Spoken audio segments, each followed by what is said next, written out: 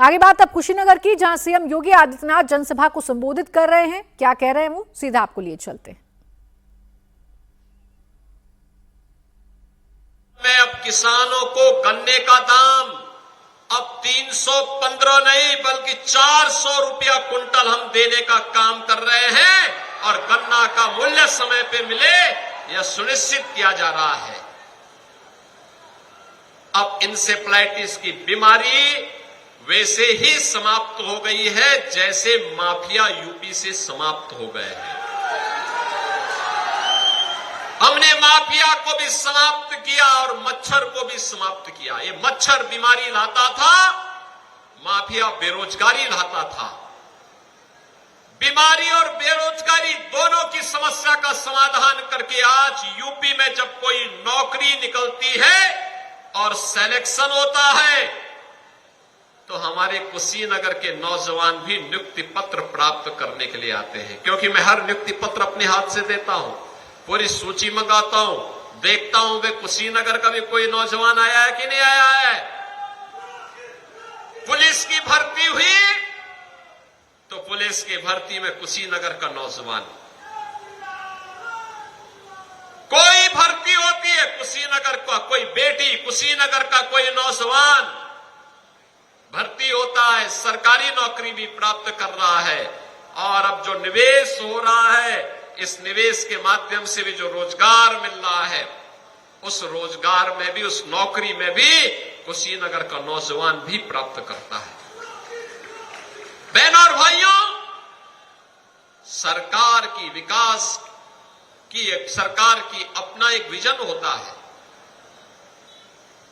यह तब संभव हो पाया जब आपने अच्छे जनप्रतिनिधि चुने, अच्छे लोग चुने। आप सोचो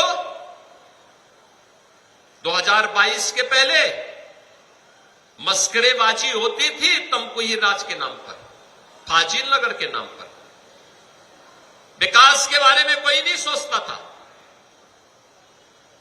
यहां तो तमकुही राज को मजाक का पात्र बना दिया था।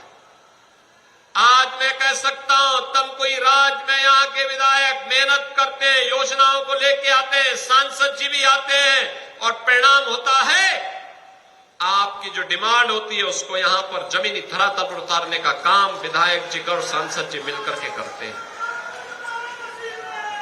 आपकी जो मांग होती है फाजिल नगर के विधायक जी उसको पूरा करते हैं, सांसद जी के साथ मिलकर के इसको पूरा करते हैं। और अब हम लोग इसका नामकरण का भी प्रस्ताव हमने कर दिया है। अब उसका नाम फाजिल नहीं होगा बल्कि पावागढ़ के रूप में हम इसको एक नई मान्यता देने जा रहे हैं। भगवान महावीर से नाम होगा, क्यों हम फाजिल कहेंगे? भगवान महावीर के साथ 24वें तीर्थंकर के साथ पावागढ़ का नाम और पावागढ़ की परंपरा और पावागढ़ की संस्कृति के साथ जुड़ करके देश और दुनिया आपके पास आएगी।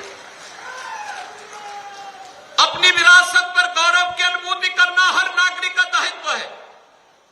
अपने पूर्वजों के प्रति कृतज्ञता ज्ञापित करना, उनके प्रति कृतज्ञता ज्ञापित कैसे होती है, सनातन धर्मावलंबियों से ज्यादा कौन जानता है। और बहनों और भाइयों, इसीलिए आज मैं विशेष रूप से आया हूं, केवल 2 ही विधानसभाओं के लिए आया हूं। अभी और विधानसभाओं के लिए अलग से कार्यक्रम बनेगा। कसियां और हाटा के लिए एक दिन बनाएंगे, रामकोला खड्डा के लिए एक दिन बनाएंगे, पडरौना के लिए भी बनाएंगे कार्यक्रम।